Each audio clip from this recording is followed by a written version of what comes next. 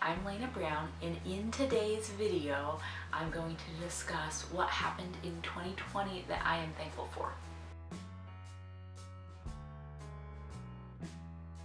On this channel, I discuss some of the solutions that I have come up with to some of the problems and challenges that are unique to moms.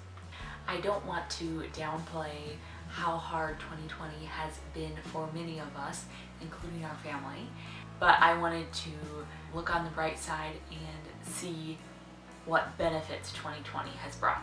So the first thing that I am glad that happened in 2020 is that it forced me to come to terms with staying home with my son all the time.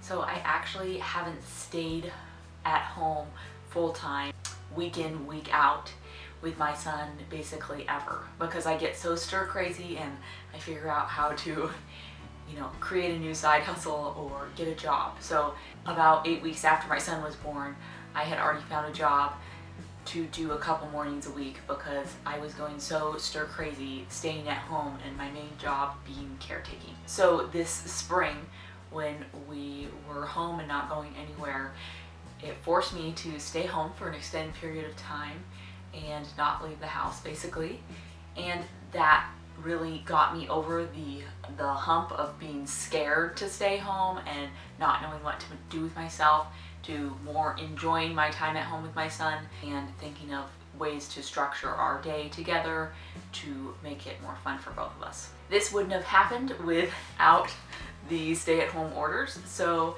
in a way I am grateful for that, as it really made me look at motherhood differently.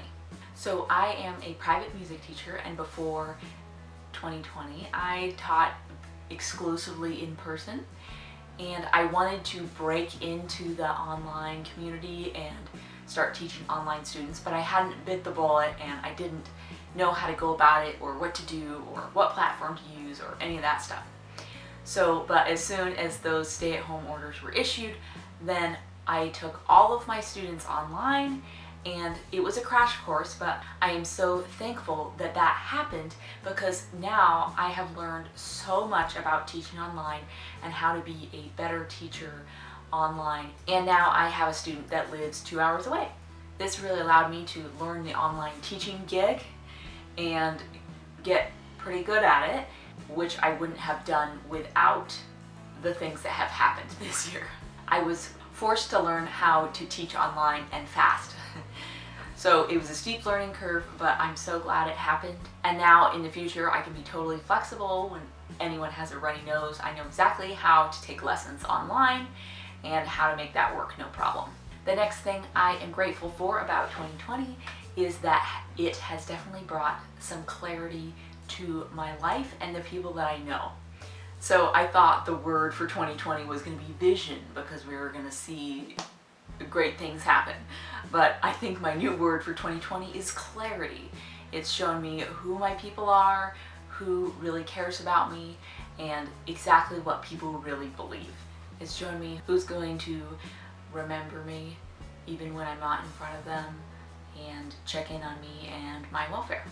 This year has also helped my budget journey, as it has forced me to be more creative and really consider what do we actually need and what do we not need, and how can we substitute or change things up.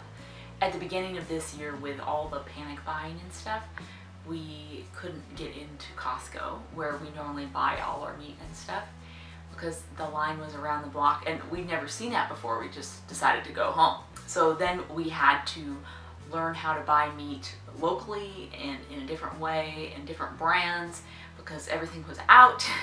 It really made us break out of our buying shell and try different products and different solutions and think about meals in a different way and what we can and cannot get by with. Because of all the limits on how many of each thing you can get, it kind of broke up how we normally shop. I mean, we normally shop a month of meat at a time at Costco, and that was no longer available to us because they put limits on how many of one thing you could get. That really changed up our diet and how we do that. So it made us more flexible. It helped us think about different ways that we can make things work, how to stretch foods and stuff like that. This year has really taught us creative budgeting and what we're going to do if we have to pay more for the products that we use every day, and how we're going to adjust in other areas. And that was really true in the meat department. We do eat other foods besides meat, but meat is the most expensive part of our diet. Another side bonus to 2020 was that it really piqued my interest in current affairs. So in the past, I had no interest in what was going on with our government or the news or anything like that. I was just like, well, it doesn't really apply to me. I don't know what they're talking about. It's just too complicated. Just forget it. I'm not even interested. But this year, because the myriad of things that have gone on, I am super interested in the government now and how it works and the processes that lead to different things. And so that's really been an area of growth and education for me. And that interest was really piqued by what happened in 2020. This year has also led me to evaluate the things that I value and what I really care about in this life. Just like Obi-Wan Kenobi says to the guy at the bar, you need to go home and rethink your life. And that's what I needed to do too. 2020 has brought a lot of time at home, which in a way gave me time to reflect and consider what's actually important to me and where I want to be with my life. 2020 helped me realize just how short life is and how I don't want to take any day for granted. This makes me grateful for what I have now, today, and focusing on that has really helped instead of dreaming about 20 years in the future and how that's going to be different. Let me know down in the comments how this year has changed you for the better or helped you grow. As always, it would mean a lot to me if you smash the like button and hit the subscribe button so that you will not miss any of my future uploads. I hope to see you in the next video. Bye for now.